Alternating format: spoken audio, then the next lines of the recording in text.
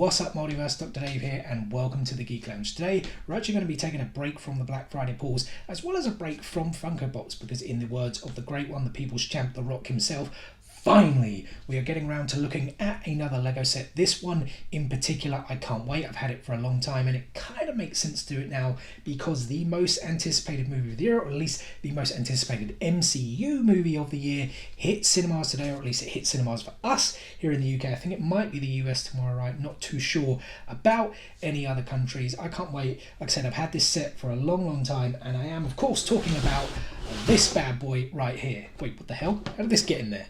And I am talking about this bad boy, the Lego Spider-Man Daily Bugle. Now, I can't even fit this thing in shot. Let me kind of bring it down there for you guys a bit, sort of rest it on my knee. Still not sure if you guys can fully see that, but this thing is just all sorts of cool. I've owned it for quite a long time, like I said, well, it's a long time. It was when it was released earlier this year. I forget now, was it August, July? Maybe it was even earlier. As soon as I saw it, I was like, I have to have that.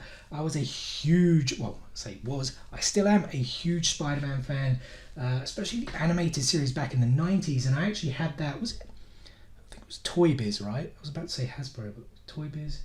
I think it was Toy Biz, that Daily Bugle playset. There's actually a picture of it there. I got hours and hours of fun out of that.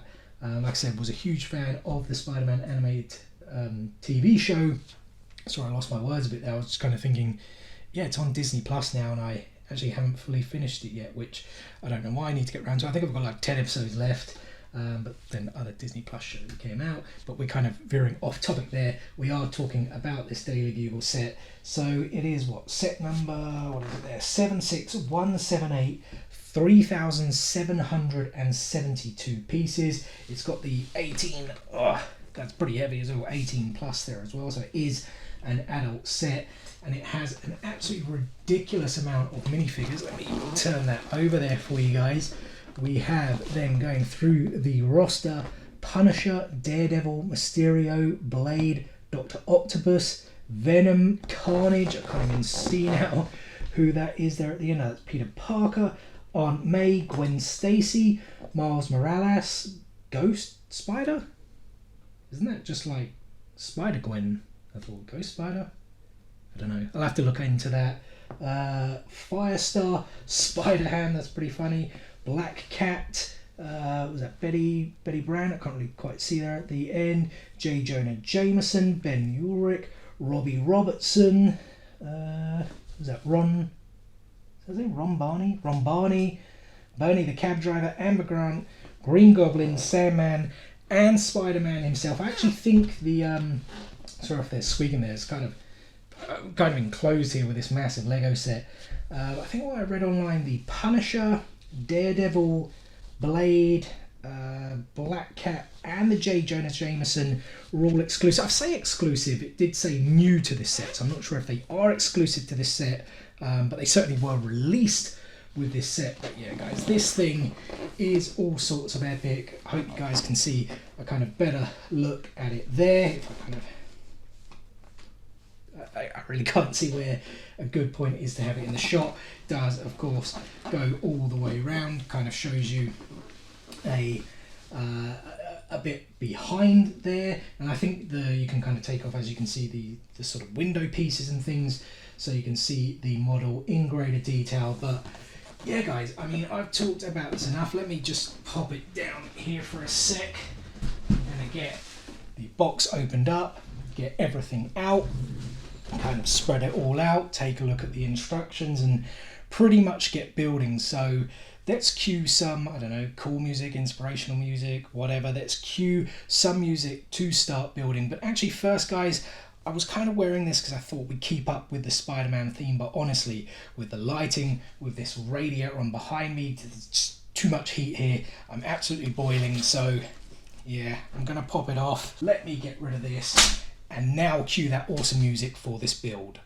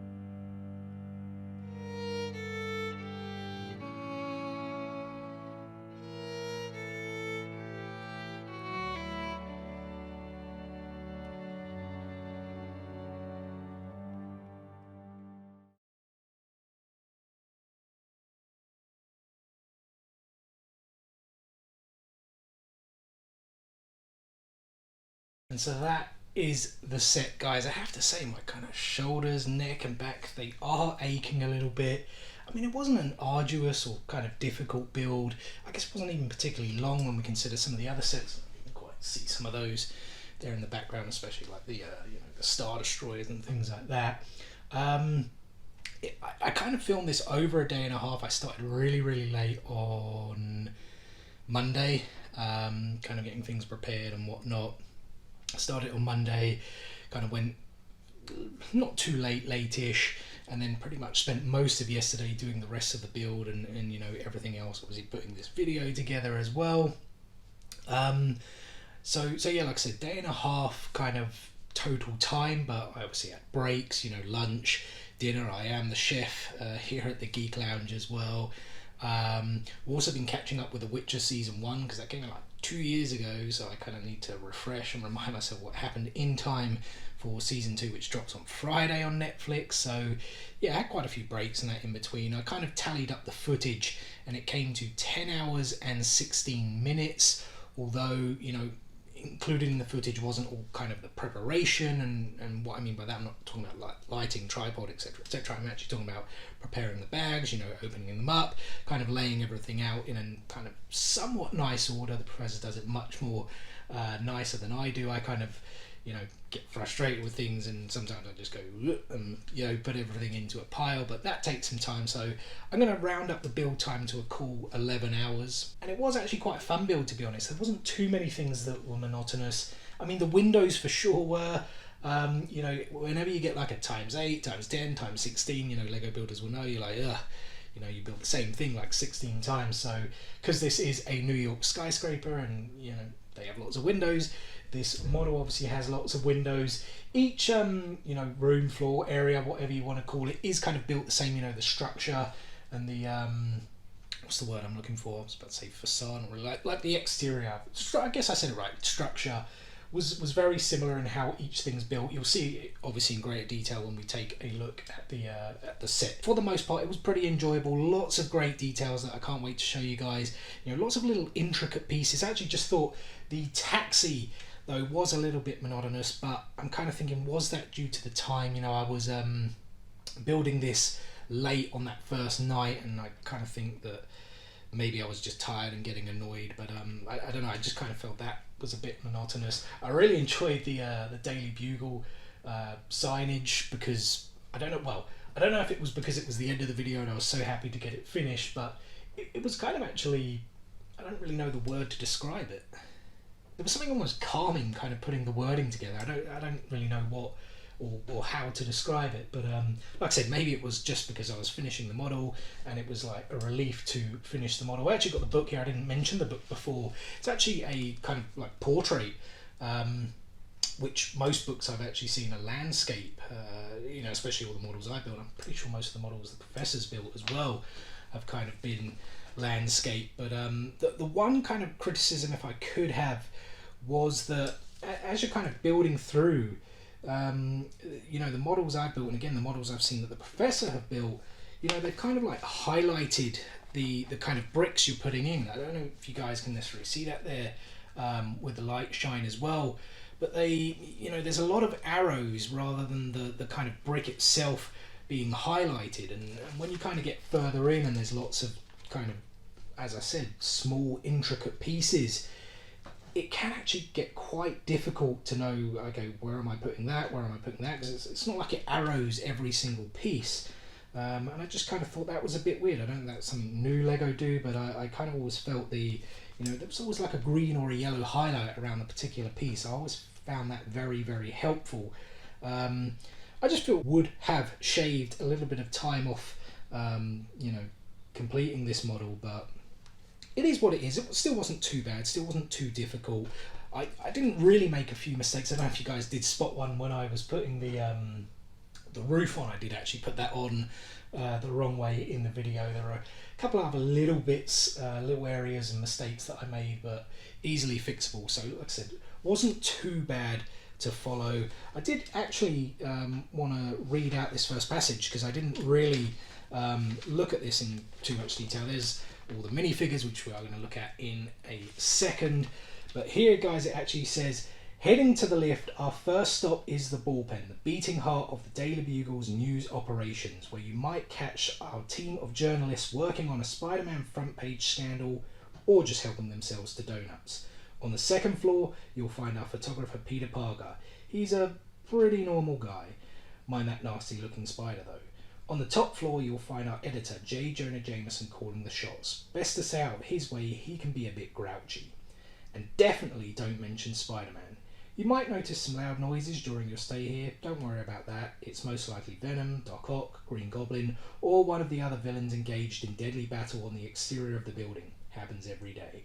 Spider-Man, Daredevil, Blade, or one of the other good guys will be along soon enough to sort them out. And that concludes your tour. Any questions? A funny little passage there in the book, and very true, right? How many times has the Bugle been attacked in the comics, the cartoons, the movies, etc., etc.? We've only got the Goblin there. I need to decorate it with everyone else, which leads me into our first detailed look. It is going to be the minifigures because, well, who doesn't love a minifigure, right? And so we start off with some of the kind of supporting characters, guys, the staff members. We have Bernie, the cab driver, there on the left, Amber Grant, who I believe is a freelance photographer, on the right, and Ron Barney there in the middle, who I believe is also a journalist for the Daily Bugle. There, Bernie, the cab driver, just kind of like a throw-over jacket or whatever with a kind of burgundy jumper underneath. He's kind of got one of those, are they kind of like berets or whatever they're called, black berets. He's got a beard going on. Ron Barney there almost kind of looks like a bit of a Christmas jumper to me, with kind of green pants, khaki pants, whatever you might call it there.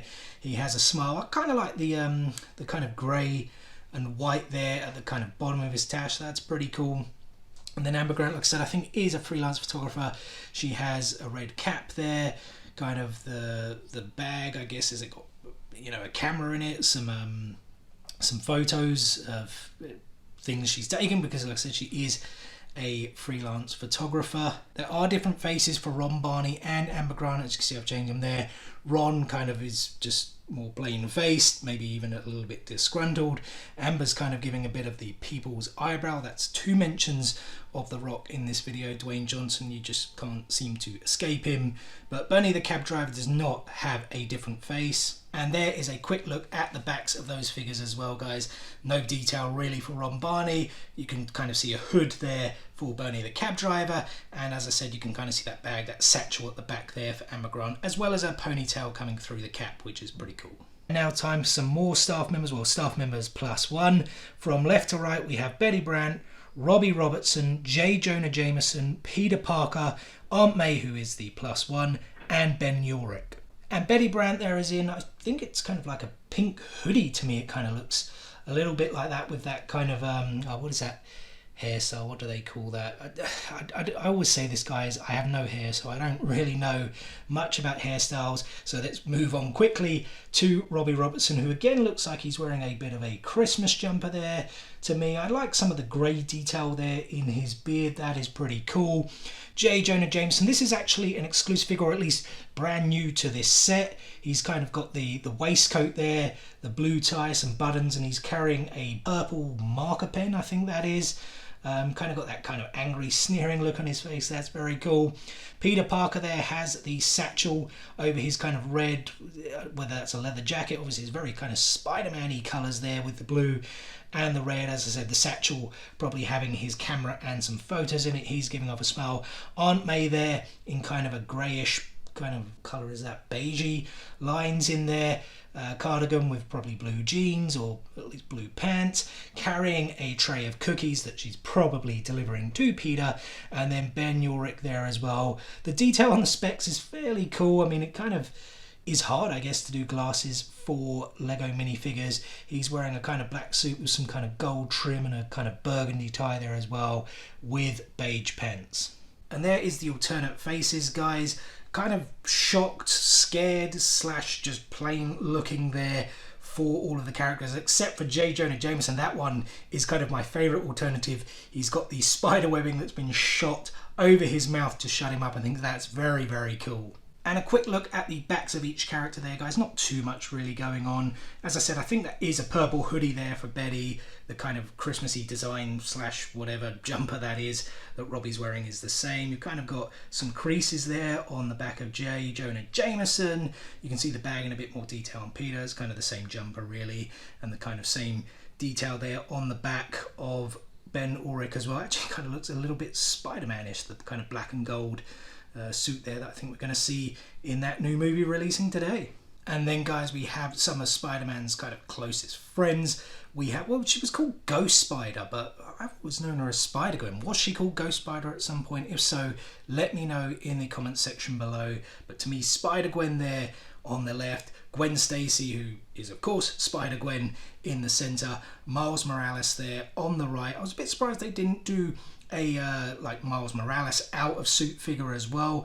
We've just kind of got him in his suit there, but he's got the kind of hoodie over the top. It's almost like he kind of was in his civilian outfit with the suit underneath, and he's just kind of thrown it out now to, you know, spring into action. They've got some web shooting there coming out of him. Gwen Stacy has I guess like a turquoise bugger jacket with some kind of sport design t-shirt there, I'm not really too sure. Spider-Gwen is also shooting out some web. The Spider-Gwen and the Miles Morales don't have different head molds. They've kind of got their hoods up, and that's pretty much all there is to it. Gwen Stacy does come with a different face printing. I keep calling it mold for some reason. It's almost like I'm talking about Funko Pops. Been talking about Funko Pops too much. This is Lego, so it's a different face printing there, and this one is really just more of a kind of scorned, angry look. And there is a quick look at the back as well, guys. Some nice detail there on Spider-Gwen's outfit.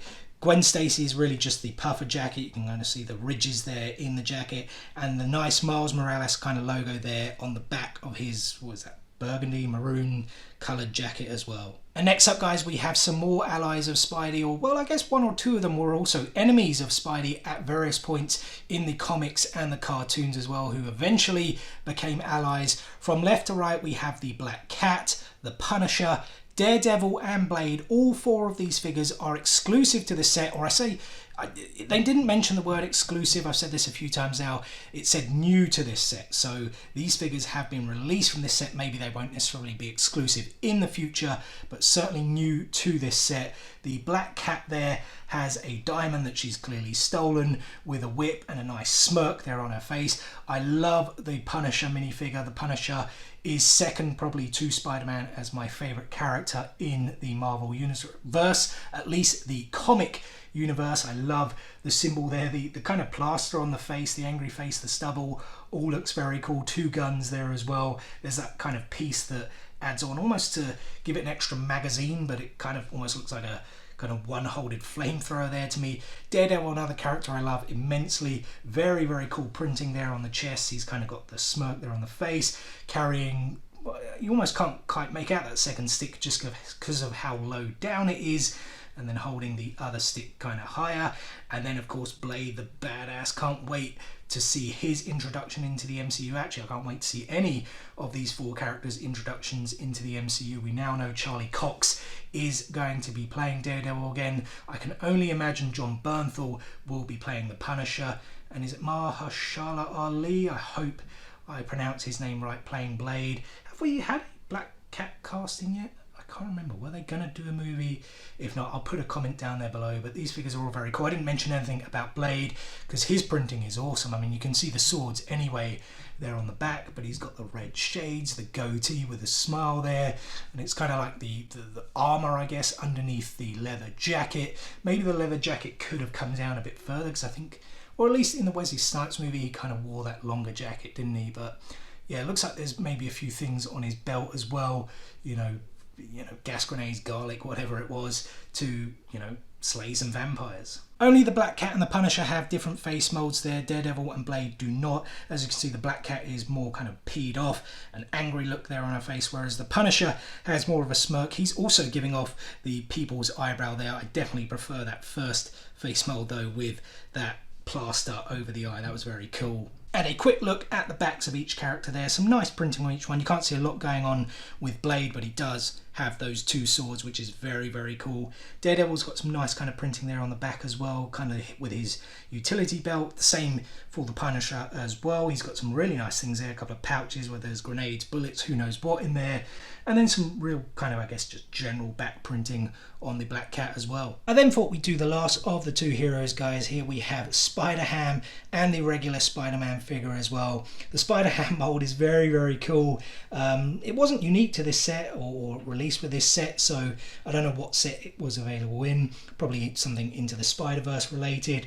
He's kind of got this web bit, I don't even know what to describe that as, that he's holding there in his hand. And then that is just a regular Spider-Man figure as well. He's got some webbing coming out there. I've almost got him holding it as if it was like a skipping rope. I think you kind of can have him hanging off the bugle, which we'll no doubt take a look at a little bit later in this video. But yeah, two fairly cool molds, very basic. There is no different kind of facial printing or mask printing because they are masks, right? They're not like any headpieces underneath. There is a quick look at the back, guys. You can now see that webbing almost in full detail, like I said, a bit like a skipping rope, and two different Spidey logos, I should say, on the backs of each character there. The Spider-Ham figure does actually have like a little kind of ham, or at least a nose or a snout kind of coming out of the logo there. Very cool, and kind of one of those very sort of common, I don't know what era. I know this Spidey logo has changed over the course of many years. I'm not too sure what that logo though is, you know, what era it's from and what suit that is from either. And now onto the villains, guys. Well, I say villains, Venom is, I guess, kind of a good guy now, right? He's a bit of an anti-hero, but he was a villain of Spidey in the beginning, and he kind of spawned Carnage as well, right? Two very cool looking minifigures here. The kind of Venom face, they haven't really done too much with the tongues, I guess. What can you really do in terms of a minifigure there with the tongues? But they kind of got the eye and the teeth printing. You obviously do see the tongue in there, but a lot of the time we see the tongue sticking out. A lot of the symbiote kind of sticking out there as well. And then the same with Carnage, you know, his mouth is kind of really just closed, but we've kind of got the menacing teeth there, the eyes, the printing all over the kind of torso. It's, you know, very kind of chaotic, very symbiote-like, and as I mentioned, the symbiote kind of coming out, creating weapons for these two characters. There is no different face printing, as you can see there, for either figure. There is some detail on the back of Carnage, I guess some more kind of chaotic symbiote going on at the back there. But you don't really see too much because they kind of have these back pieces that then allow you to kind of create these symbiotes and tentacles and weapons and whatever comes out of the two characters. Next up, guys, we have Doc Ock and Mysterio. I've actually pushed the base plate back a little bit so I could fit all of Doc Ock into the shot there. This Dr. Octopus figure is actually crazy, guys. There are about 60 pieces that make up that figure. I think it was about 16 pieces on each tentacle, so pretty crazy there, but awesome detail. You could kind of change the tentacles a bit how you wanted, because they, you know, it can kind of go down, up, left, right. I kind of didn't want to make them all samey, so I kind of made them a little bit different there. You know, he kind of has that menacing smile on his face with the goggles as well. Some nice printing there on the chest, kind of a green outfit as we kind of so often saw. Not quite like the same in the animated one, which was more yellow. This kind of looks more like maybe something, I'm trying to think, what did he wear in Spider-Man 2? I guess we'll see him very soon actually in the next movie. You also got Mysterio there. It's a very kind of common Mysterio figure. I don't really know what else to say about it. It's obviously not from the more recent movies. This one does look like it's a bit more from the animated line. He's kind of got the two pieces there that kind of hold that cloak. The cloak is a kind of cloth piece. He's kind of quite ripped there as well, as you can see in the chest. He's got the kind of fishbowl head. And I actually had a tough time changing Doc Ock's face there just because of those tentacles. I haven't even got his hair on straight. It is just kind of a more annoyed, angry face. The Mysterio sadly doesn't have a kind of head piece, you know, a face piece underneath the mask. Well, that would have been quite cool if they had done something there with Quentin Beck. But then I suppose you have to put hair on top of it as well, which, you know, that is going to be very difficult to then fit that fishbowl kind of head on top as well, which I guess it would just make the headpiece really, really big. And there's a quick look at the back of the figures, guys. Again, not really much going on at all because you have the cape there for Mysterio, and similarly to Venom and Carnage, you have that back piece there so Doc Ock can obviously have the tentacles flowing. And lastly, guys, we have this Sandman figure. Very, very cool. As you can see, he doesn't really have legs. Maybe they could have given us legs as an alternate, but it is just kind of the sand making up his body. As you can see there on the printing, it's kind of got a bit of sand kind of going across as he kind of, I don't really know the word, morphs, if that's the right word, between kind of sand and human matter, again, if that is the right word.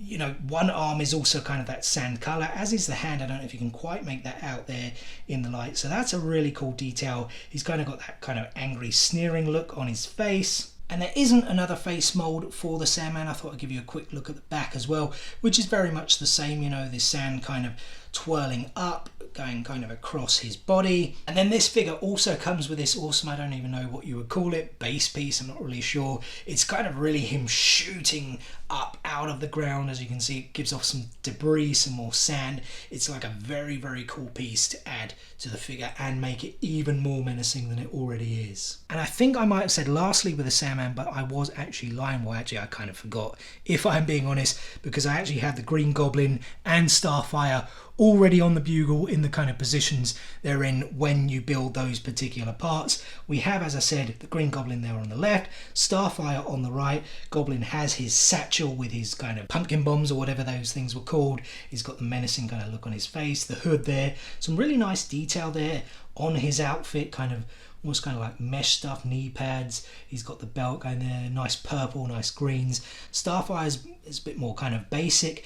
They have actually kind of given a bit of a chestal print there, if that's kind of the right thing. I'm trying to be politically correct. Fire kind of coming out the hands. That is just an extra piece that you kind of attach to the hand. She's got the red mask there as well as the auburn hair. She does also have a different face mold where again it's like a kind of common theme. They're either kind of annoyed or angry or kind of more in a fighting pose. The Goblin does not have a different face mold. And there's a quick look at the back again, guys. You can kind of see the hood of the Goblin that kind of always drapes over, that kind of iconic look. The satchel, as I mentioned, a bit more detail with him on the back there as well. You can't see too much for Starfire because her hair is covering it, but there is a little bit of detail on the back of her outfit there too. And that is the 25 minifigures for this set, guys. An absolutely colossal amount.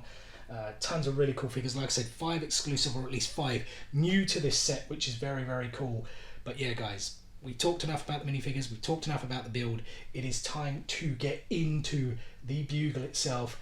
Great, intricate detail, like I said. Can't wait to take you guys through what is going to be, I guess, a close-up virtual 360 tour, right? But let me stop talking now and let's get right into it. And I was kind of thinking, what is the best way to kind of do this, guys? I was sort of thinking, should we go room by room? But I actually think going by the exterior first and then kind of looking at the interior room by room may be the best thing to do. So let's drop back down here. Starting at the bottom, we have the taxi. It's just kind of a regular yellow New York taxi. As I did kind of just show it off in the kind of, well, wasn't quite the intro bit, but you know what I mean. Just before that, we have the newsstand here on the side. It says no crime, no thanks to Spider-Man, as you can see there. Newsstand that sells comics, magazines and postcards. There is some kind of nice detail. Let me just move. Oh, taxi almost knocked it off the edge there. There's a few things in there, I guess, like postcards and magazines. Like it said, I love New York.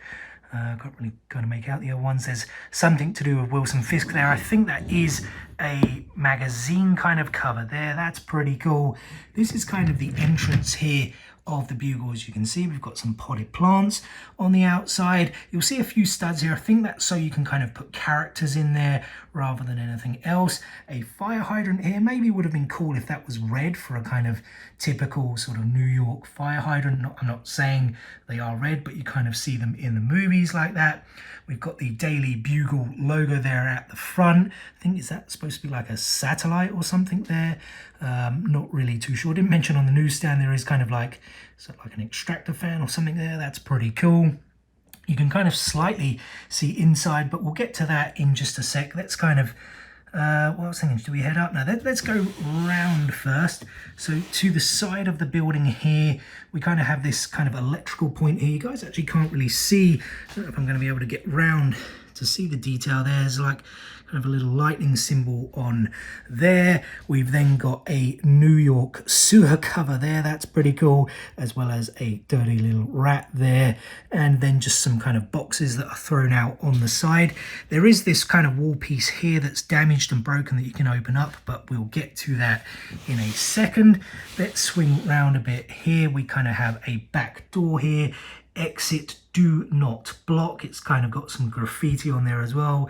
Eddie Brock, was that Eddie Brock was here or worked here? I can't really see. As well as kind of a goblin sign. There is a light outside.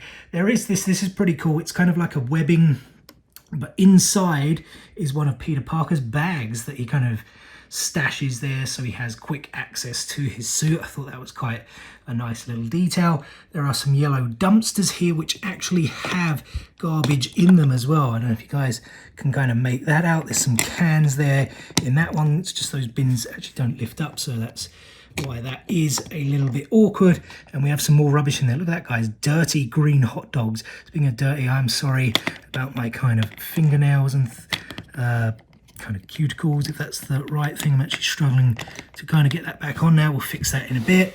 We've got some kind of crates there going round the back again.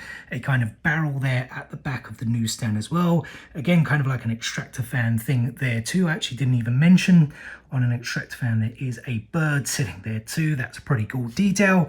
And then as we keep going around, the fire escape as well.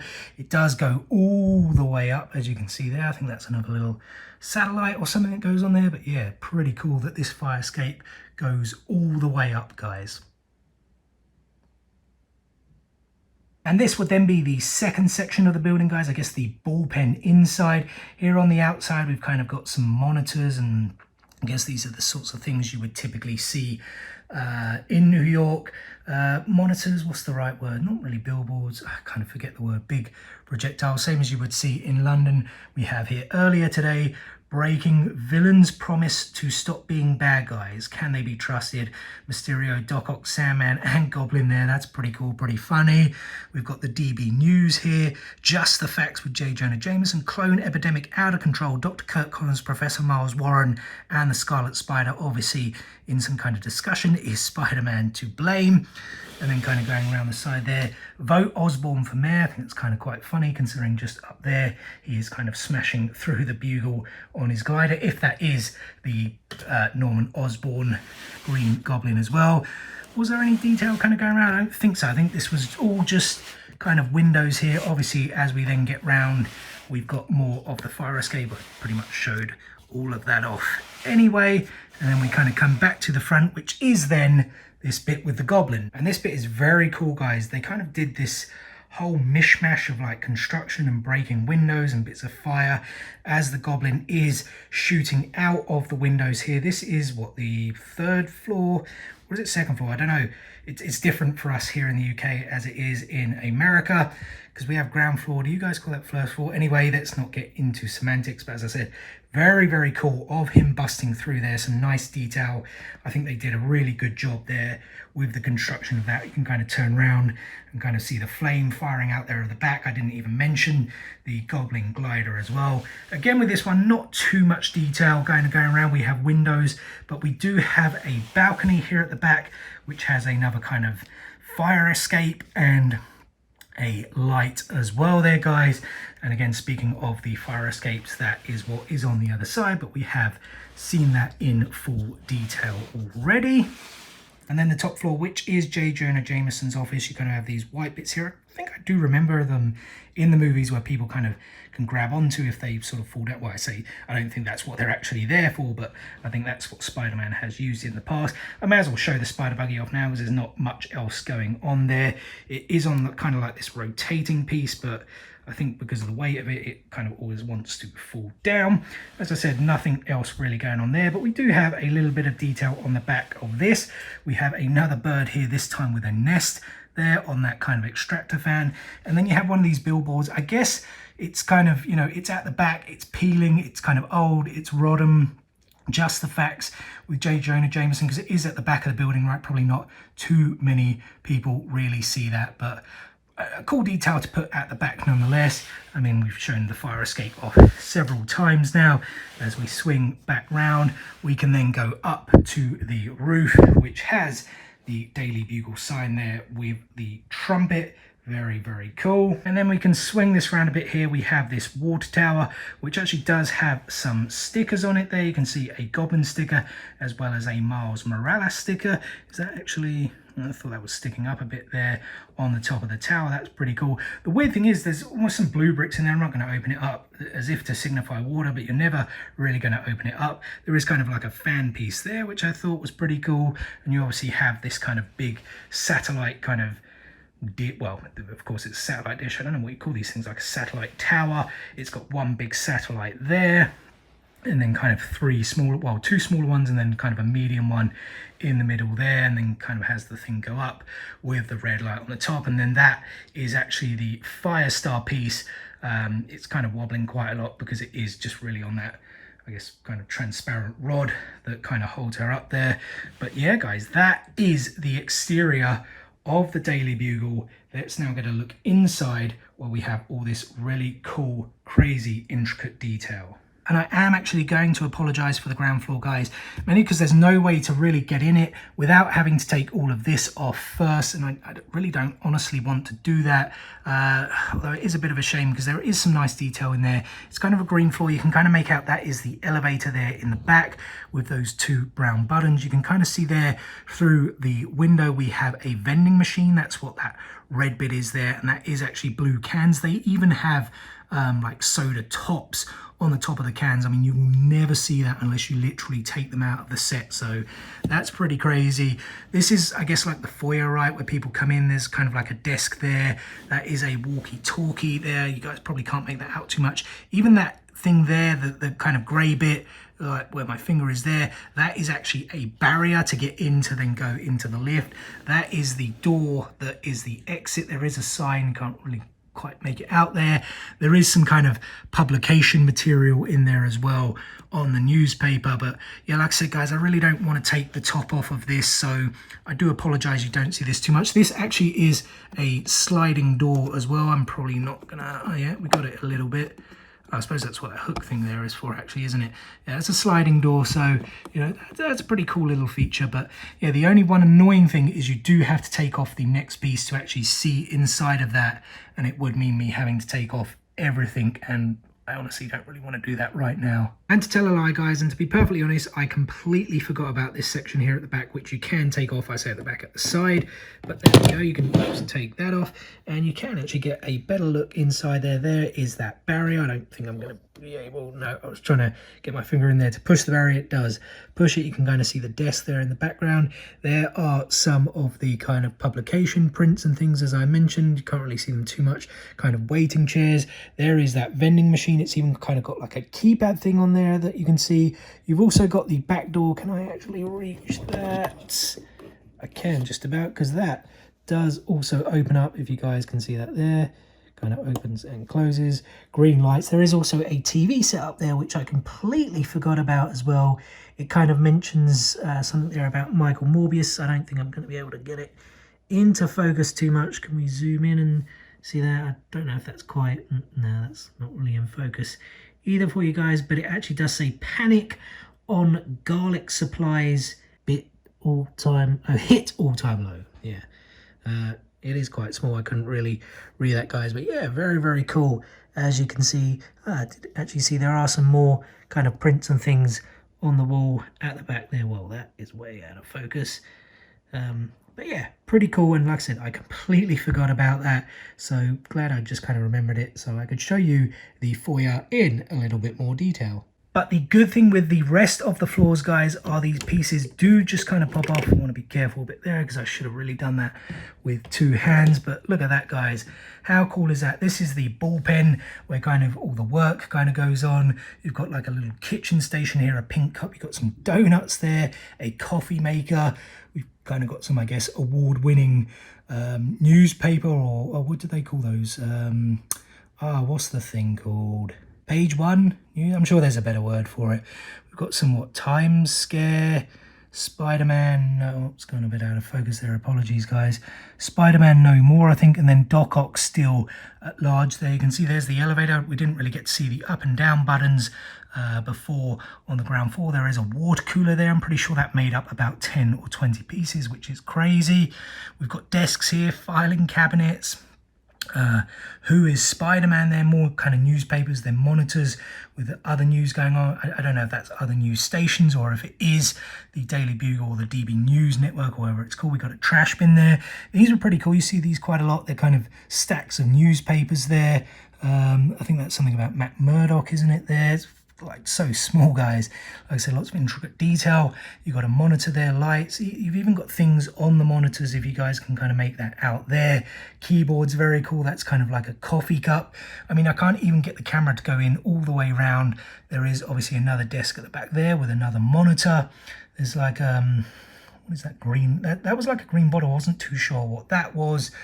But yeah, guys, some really cool detail. You can kind of see out of the windows as well. I mean, yeah, it's just really, really cool. All right, guys, so I've actually taken the front pieces off already because they were quite hard to do one-handed, and we're obviously on this floor now.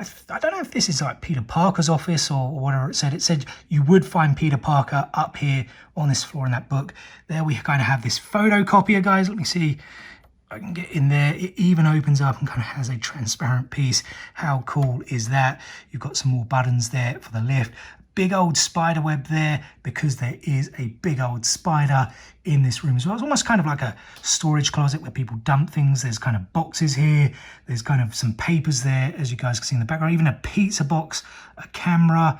You know, there's drawers there. Were there things in the drawers? No, I don't think there were. I don't really want to mess with it, but now I can't remember off the top of my head. There wasn't. You guys can kind of see some green lights there at the background. That is because that is that fire escape door that leads to the balcony. I mean, this kind of room is a bit blocked off, I guess, here by these boxes, but yeah, not too much in this room. There is that picture there of Spider-Man. It's like a desk with just a phone. I don't know if that's supposed to be some kind of Picasso painting or, you know, some kind of like medals or plaques or whatever they are, but not really too much else going on in this room. At desk, as you guys can see there, with a blue chair. Yeah, I mean, there's nice detail more in this room, I guess, than this room, but still really, really cool. And then up into the boss's office. Well, I think this is like Betty Brant's office first before she lets people in. We've kind of got the TV screen going there. That is that kind of same discussion about spider clones that was on the front of the building. Again, up and down arrows there for the elevator with the red buttons, as you can see. Like I said, I think this is Betty Brant's office. She's got a monitor there. There is a missed call from Eddie Brock there. If that focuses, you guys can see that. That's pretty cool. And then you do have these kind of glass doors and windows that goes into, I guess, what is the executive office, right? The boss's office. As we kind of come into here, we've got some trophies. I honestly don't even know what that thing is. Kind of looks like diamonds in a sculpture. There is a coffee cup there as well. Stacks of papers, as you would find in the boss's office. A reward for photos of Spider-Man. I don't think I'm going to be able to get the camera in there. Probably not, guys. And I don't know if you might be able to actually see it in there. He is sending out a message to Peter Parker to tell him he is fired. That's pretty cool. Like I said, some awards there as well. Just really cool. It kind of looks like a bit more executive in his office. Again, where there are studs, guys, I think this is so you can actually place figures. And then it really is just the roof, guys, which we have seen because it was an exterior part of the building. But yeah, so cool. As I said, all that intricate detail that's in there. Really awesome model. But you know what we need to do? We really need to spruce this up with some more minifigures.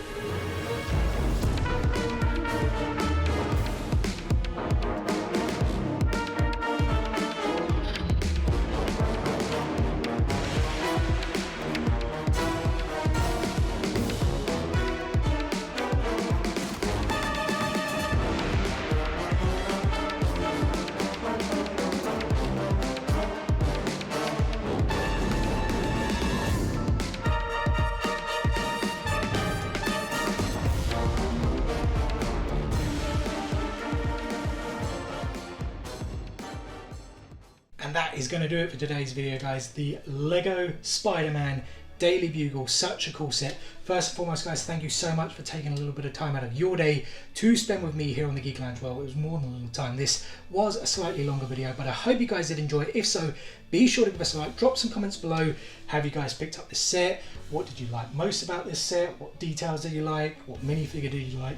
Let me know in the comment section below. Also, would you guys like us to do more Lego videos? Because, well, to be honest, we are going to do some more anyway.